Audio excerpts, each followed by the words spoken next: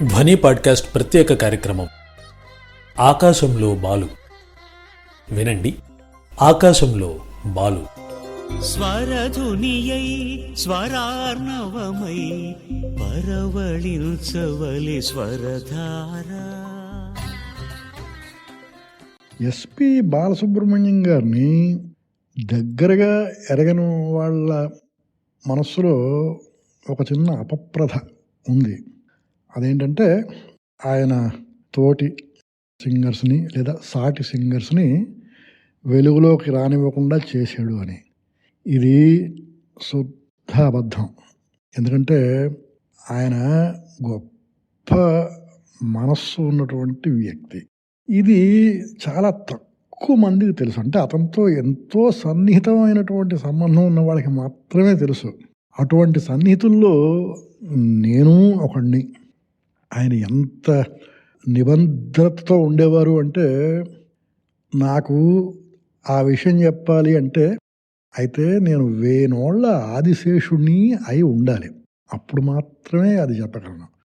అద్భుతమైనటువంటి వ్యక్తిత్వం అతనిది. ఎంతో వినయశీలి. ఏ సుగుణాలు లేకుండా ఏ మనిషి కూడా ఆ స్థాయికి వెళ్ళలేడు. ఇది నిజం.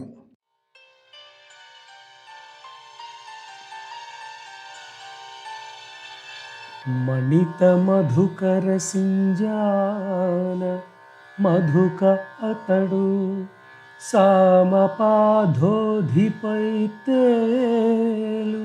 చంద్రుడతడు గట్టు విలుకాని నెప్పించు తిట్ట అతడు వసుధ ప్రధగొన్న కుంభావవాణి అతడు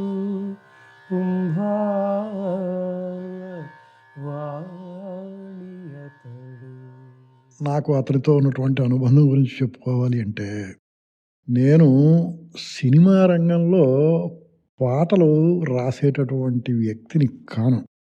నాకు ఆ సరదా లేదు, ఆ కోరిక లేదు. ఆయనే అడిగారు నన్ను, శర్మ గారు మీకు సినిమాల్లోకి వచ్చి ఏమైనా పాటలు రాయాలని అనిపిస్తోందా అని. అంటే చెప్పాను, అయ్యా నాకు అటువంటి కోరిక ఈషన్ మాత్రం కూడా లేదండి. ఏదో నా సరదాకి నేను కొన్ని పాటలు రాసుకున్నాను. తమరు పెద్ద మనసుతో పాడారు, నాకు అంతే చాలండి. సినిమా రంగానికి రావాలన్న కోరిక అస్సలు లేదు అని నేను ఆయనకి చెప్పాను. తర్వాత నావి ఆయన పాడినటువంటి పాటలు ప్రతి పాట వెనక ఎస్పి బాలసుబ్రహ్మణ్యం గారి తాలూకా వ్యక్తిత్వం ఉంటుంది. అది నేను ఒకటిగా చెప్పి మీ అందరితోనూ పంచుకుంటాను. అన్ని వేల పాటలు అద్భుతంగా పాడి యావత్ భారతదేశం చేత శభాష్ అనిపించుకున్న ఎస్పి బాలసుబ్రహ్మణ్యం గారు నాతో అన్న ఒక్క మాట చెబుతాను. నేను ఉదాహరణ అని చెప్పి ఛందోబద్ధమైనటువంటి ఒక పద్యకావ్యం రాశాను. దాన్ని ఆశాంతం స్వరబద్ధం చేసి అతని చేత పాడించుకోవాలి అనేటటువంటిది నా కోరిక. ఆయన పెద్ద ఆయన చీటికి మాటికి అతను ఫోన్ నెంబర్ ఉంది కదా అని చెప్పి ఫోన్ చేయడం మర్యాద కాదు. అందుకు ఒకరోజు నేను ఆయనకి వాట్సాప్లో ఒక మెసేజ్ పెట్టాను. అయ్యా, ఒక ప్రాజెక్ట్ గురించి మీతో మాట్లాడాలి, మీకు ఎప్పుడు వీలుంటే సమయం చెప్పండి, అప్పుడు నేను ఫోన్ చేస్తాను అని. నా మెసేజ్ చూసిన వెంటనే ఆయన ఫోన్ చేశారు నాకు. చేసి శర్మ గారు ఏమిటి సంగతి చెప్పండి అంటే, నేను అన్నాను, అయ్యా మీరు డిస్కనెక్ట్ చేస్తే నేను తిరిగి మీకు కాల్ చేయొద్దునా అని. అంటే దానికేముందండి, పర్వాలేదు, నేను మాట్లాడుతున్నాను కదా, మాట్లాడండి అన్నాడు ఆయన. ఆయన ఇంటర్నేషనల్ కాలు అన్న సంగతి కూడా ఆయన పెద్దగా పట్టించుకోలేదు, మాట్లాడమన్నారు. అప్పుడు నేను ఆయనకి మొత్తం అంతా కూడా చెప్పాను. అయ్యా ఇలాగా శాస్త్రీయమైనటువంటి పద్యకావ్యం ఒకటి ఉన్నది, అది మీరు గనక పాడితే నా జన్మ ధన్యం అండి అన్నాను. అంటే వెంటనే ఆయన ఏమన్నారు తెలిసిన, శర్మ గారు శాస్త్రీయమైనటువంటి కావ్యం అని మీరు అంటున్నారు కాబట్టి శాస్త్రీయ సంగీతం తెలిసిన వాళ్ళు ఎవరి చేతనే పాడిస్తే బాగుంటుందేమో, నాకు శాస్త్రీయ సంగీతం అంతగా తెలియదండి అన్నాడు ఆయన. అప్పుడు నేను అన్నాను, అయ్యా అది మీ తాలూకా పెద్ద మనసుకి తార్కాణం. మీకు తెలియనటువంటి సంగీత రహస్యాలు ఉన్నాయా? అంచేత నా ఈ కావ్యాన్ని మీరే పాడాలి, దాన్ని నేను రికార్డు చేయించుకోవాలండి అని అంటే ఆయన ఎంతో సంతోషపడి తప్పకుండా పాడతానండి అన్నారు. అయితే పాటలు పాడడమే ఆయనకి వృత్తి కాబట్టి ఇది కొంచెం ఎక్కువగా ఉంటుంది. 8 పాటలు 9 పద్యాలు ఉంటాయి. అంచేత వారికి ఎంతో కొంత పారితోషికం ఇవ్వాలి అని నాకు అనిపించి ఆ మాటే మొహమాటం పడుతూ ప్రస్తావించాను. అయ్యా తమరికి నేను ఏమిచ్చుకోగలను అని. ఆయన శర్మ గారు ఎప్పుడైనా నాకింత డబ్బులు ఇవ్వండి అని మిమ్మల్ని నేను అడిగానా? ఆ ప్రస్తావనే వద్దు, మొత్తం అంతా స్వరపరిచిన తర్వాత నాకు ట్రాక్స్ పంపించండి, నా వీలుని బట్టి నేను పాడతాను అన్నాడు ఆయన. ఆయన కమర్షియల్ సింగర్ అయి ఉండి డబ్బులు వద్దన్నాడు అంటే ఆయన సాటి వారిని పైకి రాకుండా అణగదొక్కేవాడు. అది చాలా తప్పైనటువంటి విషయం. తెలుగు సాహిత్యంలో ఉదాహరణమనేది ఒక లఘు కావ్యం. సంబోధనతో కలిసి 8 విభక్తులకు 8 వృత్తాలు రచించాలి. ప్రతి వృత్తానికి కొసరుగా ఒక కళిక, ఉత్కళిక అని రగడ భేదాలు జతపరచాలి. చివరిలో అన్ని విభక్తులతోనూ ఒక పద్యం కూర్చాలి. ఇది కేవలం దైవస్తుతి కోసం అవతరించిన కావ్యభేదం. వృత్తాలు, కళికోత్కళికలు కలిపి 25 పద్యాలు. జ్ఞానేంద్రియాలు 5, కర్మేంద్రియాలు 5, తన్మాత్రలు 5. ఇలా మన వేదాంతులు చెప్పిన వాటిని కూడుకుంటూ వెళితే 25 విలువ తెలుస్తుంది. ఇవన్నీ మన శరీరంలో మనతో పాటు ఉన్నవి. అన్నింటినీ భగవదర్పణ చెయ్యడం ఉదాహరణ కావ్యంలోని పరమార్థం. అయితే ఆయన ఒక చిన్న కోరిక కోరారు నన్ను. మీరు ఆ సాహిత్యం మొత్తం నాకు పంపించండి, నేను చదువుతాను, చదివి అర్థం చేసుకున్న తర్వాత నాకు పాడడానికి సులువుగా ఉంటుంది అని. ఎంత గొప్ప మనసు చూడండి అది. సరే, నేను ఆ మొత్తం సాహిత్యం ఆయనకి పంపించాను. పంపించిన తర్వాత ఒక 10 రోజుల వరకు ఆయన దగ్గర నుంచి నాకు ఎటువంటి వర్తమానము లేదు. ఏమిటి ఈయనకి కానీ కొంప తీసిన ఆ సాహిత్యం నచ్చలేదా అనుకుంటున్నాను. అప్పుడు వాట్సాప్లో ఒక మెసేజ్ పెట్టారు. శర్మ గారు, అద్భుతమైనటువంటి పద్యకావ్యం పంపించారు మీరు, ఇది పాడగలగడం నిజంగా నాకు ఒక గొప్ప అవకాశం అండి, మీ ద్వారా లభిస్తోంది, తప్పకుండా పాడతాను. అయితే ఇది ఛందోబద్ధమైనటువంటి పద్యకావ్యం గనక కొన్ని పదాలకి నాకు అర్థం తెలియటం లేదు. నేను ఎప్పుడు ఏ పాట పాడుతున్నా కూడా పాడడానికి ముందుగా మీకు ఫోన్ చేస్తాను, ఆ అర్థం తెలుసుకుంటాను. తడప మిమ్మల్ని ఫోన్ చేసి డిస్టర్బ్ చేస్తే కనుక మీరు అన్యథా భావించవలదు అని ఆయన అన్నారు. అంత పెద్ద ఆయన ఎంత వినయంగానో అడిగారు నన్ను. అంటే నేను అన్నాను, అయ్యా మీరు అర్ధరాత్రి అపరాత్రి అని కూడా ఆలోచించకుండా ఎప్పుడు మీకు ఫోన్ చేసి విషయం తెలుసుకోవాలి అనిపిస్తే అప్పుడు వెంటనే ఫోన్ చేయండి, నేను మీ ఫోన్ ఎత్తుకుంటాను అని చెప్పి. అది ఆయన తాలూకా వ్యక్తిత్వానికి నిదర్శనం. ఎంత గొప్పవాడు. నేనేమిటి అల్పుణ్ణి. నన్ను ఆయన అంత సవినయంగా రిక్వెస్ట్ చేయడమా? చూడండి, మీరే ఆలోచించండి. వృత్తిరీత్యా సీనియర్ పొజిషన్లో ఉండడం వల్ల నాకు ఎన్నో ఇంపార్టెంట్ మీటింగ్లు ఉంటూ ఉంటాయి. నేను 2-3 సార్లు మీటింగుల్లో ఉండగా ఆయన ఫోన్ చేశారు నాకు. ఆయన ఫోన్ని నేను డిస్కనెక్ట్ చేయలేదు, మీటింగ్ ఆపేశాను నేను మధ్యలో. మీటింగ్లో కూర్చున్న వాళ్ళందరికీ చెప్పాను, నాకు ఒక ఇంపార్టెంట్ ఫోన్ కాల్ వస్తుంది, అతనితో నేను మాట్లాడి తీరాల్సిందే, ఆ మాటలు అయిన తర్వాత నేను మళ్ళీ వచ్చి మీటింగ్లో జాయిన్ అవుతాను, అంతవరకు నేను బయటికి వెళ్ళిపోతున్నాను అని చెప్పి బయటికి వెళ్ళిపోయి బాలసుబ్రహ్మణ్యం గారితో మాట్లాడినటువంటి సందర్భాలు ఉన్నాయి. ముఖ్యంగా ప్రథమా విభక్తి పాట పాడుతున్నప్పుడు నిత్యవ్రతముల నెరపెడు భక్తుడు అని నేను రాశాను. ఆయనకి అనుమానం వచ్చింది, అది నెరపెడా నెరిపెడా అని. అయితే ఆయన సరైన పదమే పట్టుకున్నారు. పట్టుకుని నెరపెడు అనే నేను అనుకుంటున్నానండి, అవునా కాదా మీరు కొంచెం కన్ఫర్మ్ చేయండి అని. ఆయనకి భాష మీద అది ఎంత పట్టో. అప్పుడు చెప్పాను, అయ్యా మీరు అనుకుంటున్నదే కరెక్టు, నిత్యవ్రతముల నెరపెడు భక్తుడు అనే పాడండి అని. నా దగ్గర నుంచి కన్ఫర్మేషన్ తీసుకున్నాక అప్పుడు ఆయన ఆ పాట పాడారు.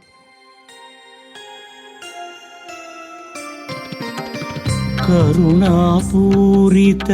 కమలదళాక్షుడు స్వరనిధి తానగు సలలిత గాత్రుడు నిత్యవ్రతములా నెరపెడు భక్తుడు సత్యవ్రతుడగు సదమల చిత్తుడు కరుణాపూరిత కమలదళాక్షుడు. అలాగే నేను ఒక పాట రాశాను, స్వరధుని అయి స్వరార్ణవమై పరవళించవలె స్వరధార అని రాశాను. ఆ పాట పాడడానికి ముందు ఆయన నాకు ఫోన్ చేశారు. చేసి, శర్మ గారు లిరిక్ పేపర్ చేతిలో ఉన్నది, పరవళించవలే అని ఉంది, అది కానీ పరవశించవలే అనే ఎక్కడైనా ముద్రా రాక్షసం జరిగిందా అని అడిగారు ఆయన. అంటే నేను అన్నాను, అయ్యా అది ముద్రా రాక్షసం కాదండి, పరవళ్ళు తొక్కాలి అన్న మాటని కాస్త నేను మార్చి పరవళించవలే అని రాశానండి, ఇది నా ప్రయోగం. అంటే ఆయన ఎంత సంతోషపడ్డాడో. ఆయనకి పదాల మీద ప్రయోగం చేస్తే చాలా ఇష్టం. చాలా చక్కగా ప్రయోగం చేశారండి శర్మ గారు. పరవళించవలే అన్న మాట నాకు ఎంతో నచ్చింది అనుకుంటూ అద్భుతంగా పాడాడు ఆయన. స్వరధునియై స్వరార్ణవమై పరవళించవలే స్వరధార. స్వరధునియై స్వరార్ణవమై పరవళించవలె స్వరధార.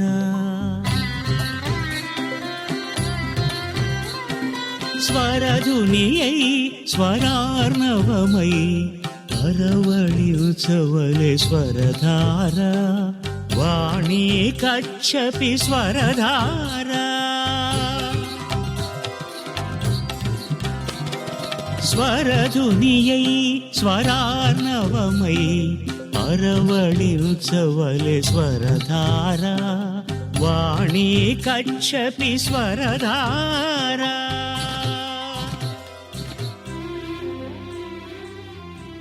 అలాగే రామచంద్రుడికి ఒక మేలుకొలుపు పాట నేను రాశాను.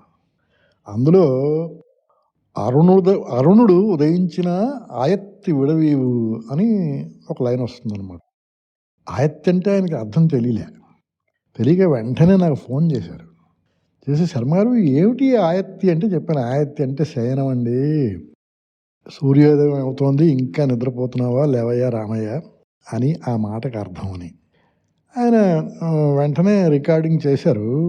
ఆ సాయంకాలం మాధవపెద్ది సురేష్ గారికి ఆయన ఫోన్ చేసి, ఇవాళ ఆదిభట్ల వారి ద్వారా ఒక కొత్త పదం నేర్చుకున్నానయ్యా, చాలా సంతోషంగా ఉంది అని చెప్పారు. ఆ వయసులో ఆయన నేను కొత్త విషయం నేర్చుకున్నాను అని అంత చక్కగా చెప్పినప్పుడు వారి వ్యక్తిత్వం గురించి అంచనా కట్టడం మన వశమా?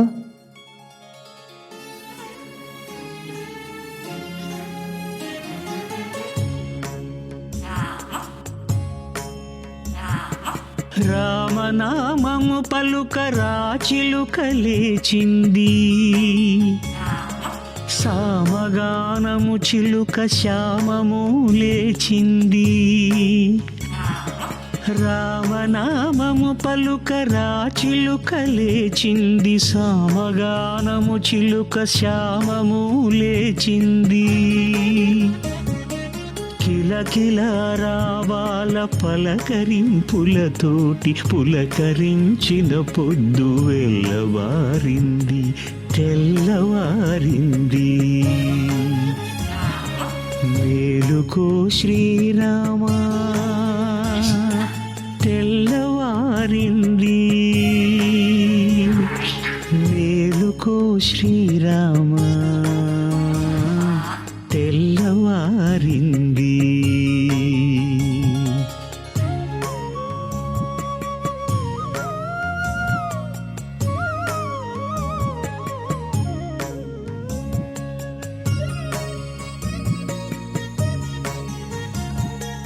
అడవిలో ఆనాటి అవని తల్పము కన్న అంచతూలిక శయ్య హాయి కలిగించెనా. అడవిలో ఆనాటి అవని తల్పము కన్న అంచతూలిక శయ్య హాయి కలిగించెనా. అరుణుడు దయాచిన ఎత్తి విడవీవు, అరుణుడు దయాచిన ఎత్తి విడవీవు అవనిజ సాంగత్యమారమర్పించెనా. మేలుకో శ్రీరామా తెల్లవారింది, మేలుకో శ్రీరామా తెల్లవారింది.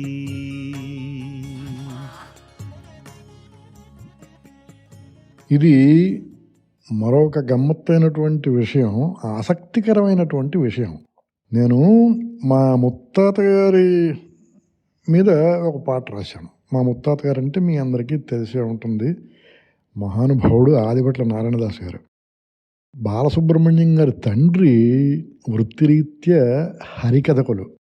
అంచేత వారి కుటుంబం యావత్తూ కూడా ఆదిభట్ల నారాయణదాస్ గారిని దైవంగా భావించేటటువంటి వాళ్ళందరూ. ఆయన మీద నేను పాట రాసి బాలసుబ్రహ్మణ్యం గారిని అడిగాను, అయ్యా ఈ పాట మీరు పాడాలి అని. సంతోషంగా పాడతాను శర్మ గారు అన్నారు ఆయన. ఆ పాటలో గట్టు విల్తుడు అనేటటువంటి ఒక మాట వస్తుందన్నమాట. అంటే గట్టు విల్తు వలె నట్టువ మాడిన ఆటమేటికిదే మేటి వందనం అని వస్తుంది. ఆయనకి గట్టు విల్తుడు అంటే ఏమిటో అర్థం తెలియలేదు. మళ్ళీ యథాప్రకారంగా నాకు ఫోన్ చేశారు. చేసి శర్మ గారు ఈ గట్టు విల్తుడు అన్న మాటకి వ్యుత్పత్తి చెప్పండి, నాకు అర్థం తెలియటం లేదు అని. అంటే నేను అన్నాను, గట్టు అంటే కొండండి, కొండని ధనస్సుగా కలిగినటువంటి వాడు పరమశివుడు, కాబట్టి అతన్ని గట్టు విల్తుడు అంటారు అని నేను చెప్తే ఆయన ఆనందానికి అవధులు లేవు. అబ్బా ఎంత మంచి మాట వేసుకున్నారండి మీరు అంటూ అది ఎంత సంతోషపడిపోయాడో. అంగములలో తాళాంగముల మరిన పంచముఖి పరమేశ వందనం.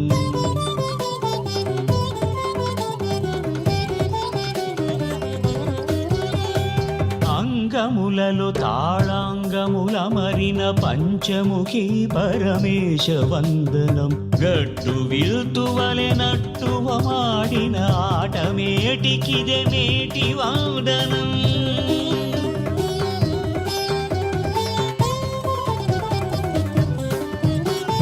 గట్టు విల్తువలె నట్టువ మాడిన ఆటమేటికిదే మేటి వందనం. ఆటమేటికిది మేటి వందనం. నారాయణ దాస భజేహం, నారాయణ దాస భజేహం, నారాయణ దాస భజేహం, నారాయణ దాస. నేటికి 17 ఏళ్ళైందో 18 ఏళ్ళైందో నాకు సరిగా గుర్తులేదు, కానీ నేను ఒక జోలపాట రాసి మాళవిక అని చెప్పి సినిమాల్లో పాటలు పాడుతూ ఉంటుందో అమ్మాయి, ఆ అమ్మాయితో పాడించి రికార్డ్ చేయించాను. 3 ఏళ్ల క్రితం నాకు మనవరాలు పుట్టినప్పుడు మా అమ్మాయికి ఆ పాట పంపించాను. పంపిస్తే మా అమ్మాయి తిరుగుటప్పాలో నాకు మెసేజ్ పెట్టింది, నాన్న నువ్వు గొప్పగా పాటలు పద్యాలు రాస్తావని అందరూ చెప్పుకుంటూ ఉంటారు కదా, నాకు కూతురు పుడితే ఇంత పాత పాట పంపిస్తావా అని నా మీద నిష్ఠురం ఆడుతూ ఒక మెసేజ్ పెట్టింది.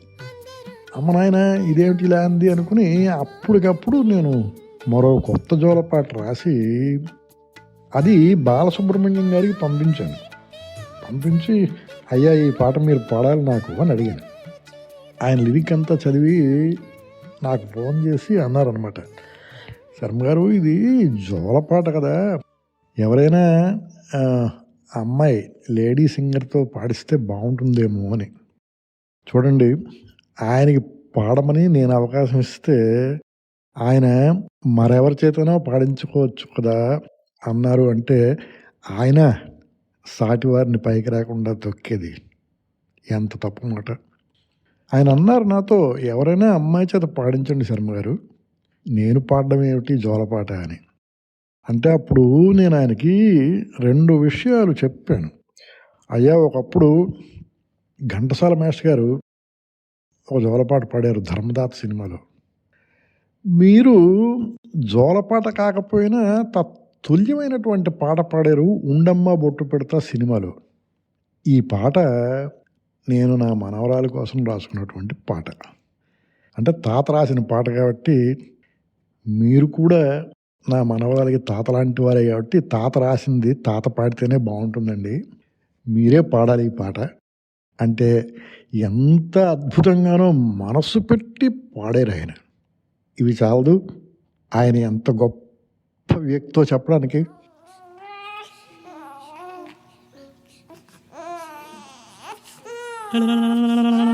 హాయ్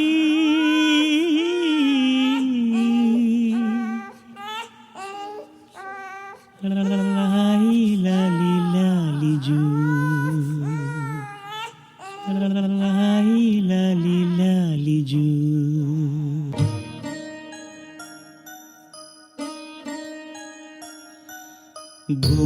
గూటికి మలగు వేళ, దివ్యదీటుగా వెలుగు వేళ, సవడంతా సద్దుమడిగిన సందెవేళ, భూవతిని వజ్జోవే పాపలాలి జోల జోలాలి జోజోలాలి జోలాలి జోజోలాలి, గూటికి మలగు వేళ, దివ్యదీటుగా వెలుగు వేళ, సవ్వడంతా సద్దుమడిగిన సందెవేళ, భూవతిని వచ్చోవే పాపలాలి జోల జోలాలి జోజోలాలి జోలాలి జోజోలాలి.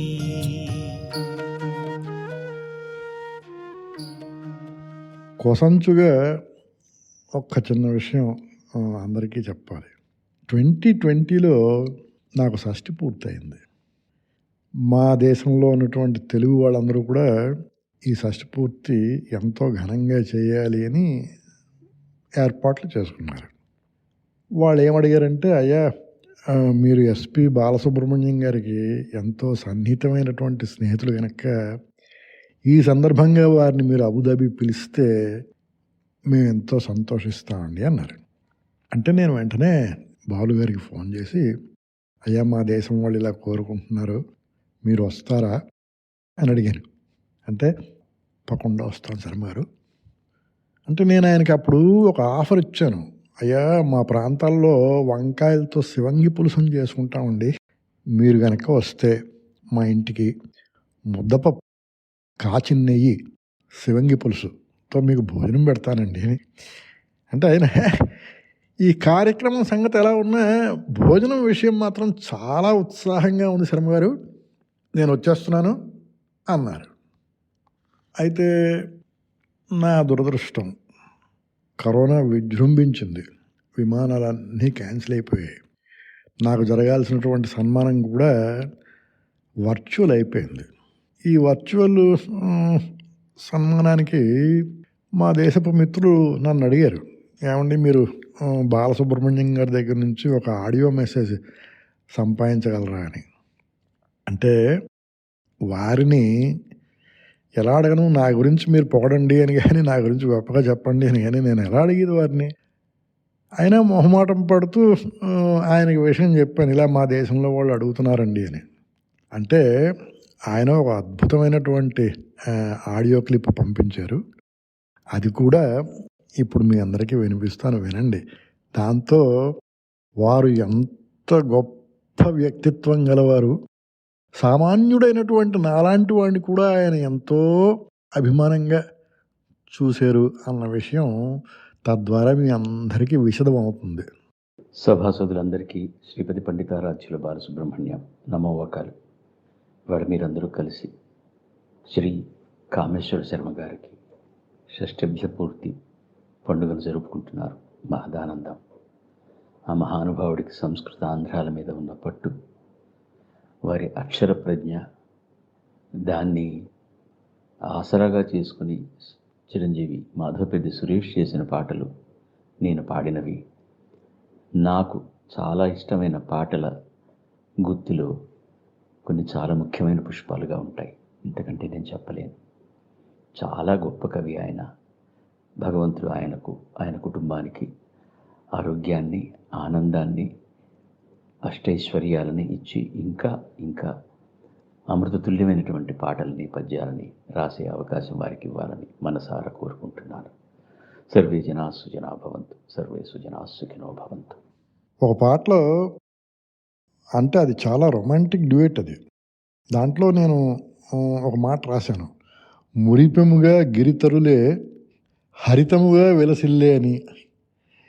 అది ఆయనకి ఎంత నచ్చిందో నాకు 2-3 సార్లు పాడి ఆయన వినిపించారు. శర్మ గారు చూడండి, ఇలా ఇలా పాడితే బాగుంటుందా అని. అంత కమిట్మెంట్ ఉన్న సింగరు మళ్ళీ మనకి దొరుకుతాడా? అందుకే నేను అంటాను, తిరిగి రాని తురేవాని దివిజులింకా అని.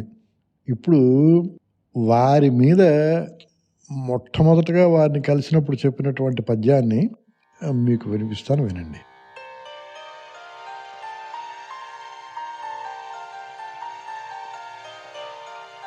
నాదమూర్తి హరుడు నాదార్థమావుమన్ కూడగల్గినట్టి కొమరుడతడు, పద్మసంభవురాణి పడయుచో సుతులిరువురన్న నారదుడేని అనుజుడతడు, నాకగానము తెలుగు వాకిటన్ వెలయింప ఉర్విమైగొన్న గంధర్వుడతడు, మంజువౌ కచ్చపి మహతీ శృతుల స్వరమంజూషమందున్న మనుజుడతడు.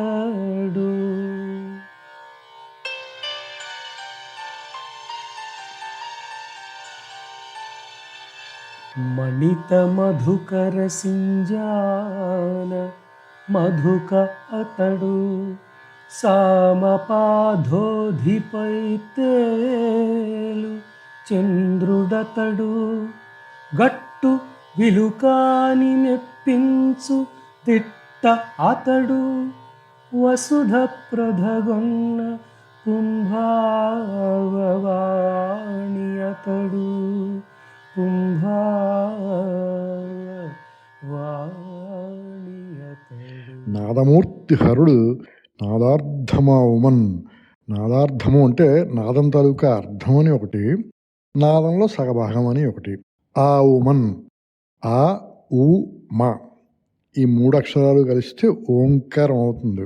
కాబట్టి నాదమూర్తి హరుడు నాదార్థమావుమన్ కూడగలిగినట్టి కుమరుడితడు, పద్మసంభవురాణి పొడయుచో సుతులిరువురు అన్న నారదుడేని అనుదుడితడు.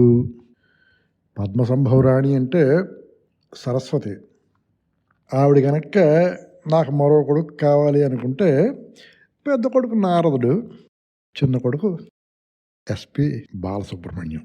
నాకగానము తెలుగు వాకిటన్ వెలయింప ఉర్వి మైగొన్న గంధర్వుడితడు. అంటే స్వర్గంలో ఆ యక్షులు, గంధర్వులు వాళ్ళు పాడేటటువంటి అద్భుతమైనటువంటి సంగీతాన్ని తెలుగు నేల మీద వినిపించడం కోసం పుట్టినటువంటి గంధర్వుడితడు అని. మంజువో కచ్చపి మహతీ శృతులు స్వరమంజూషమందున్న మనుజుడితడు. అంటే ఎంతో అందమైనటువంటి కచ్చపి అంటే సరస్వతి వీణ, మహతి అంటే నారదుని వీణ. ఈ 2 వీణల నుంచి వచ్చేటటువంటి స్వరపుష్పాలు తన కంఠపేటికలో దాచుకుని పుట్టినటువంటి మనిషి ఇతడు అని. మణిత మధుకర సింజాన మధుక ఇతడు. మణితము అంటే కోయిల కూత, మధుకర సింజానం అంటే తుమ్మెద ఝాంకారం. మణిత మధుకర సింజానం మధుక ఇతడు, సామపాధోదిపై వెలుగు చంద్రుడితడు. అంటే సామవేదం అనేటటువంటి సముద్రం మీద నిండు పొన్నమి చంద్రుడిలా వెలిగేటటువంటి వాడు ఇతను అని. గట్టు విలుకాని మెప్పించు దిట్ట ఇతడు, అంటే కొండని విల్లుగా కలిగినటువంటి వాడు శివుడు.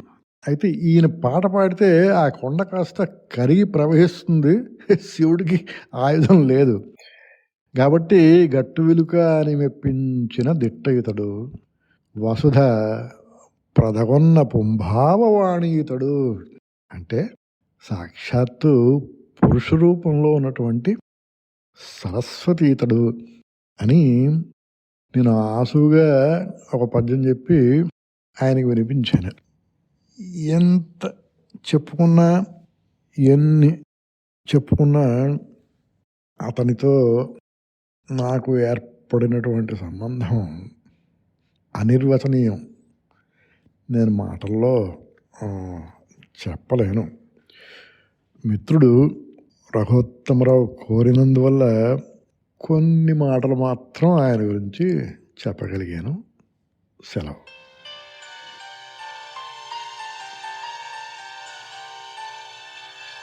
మణిత మధుకర సింజాన మధుక అతడు, సామపాధోధిపై తేలు చంద్రుడతడు, గట్టు విలుకాని మెప్పించు తిట్ట అతడు, వసుధ ప్రధగొన్న కుంభావవాణి అతడు, కుంభా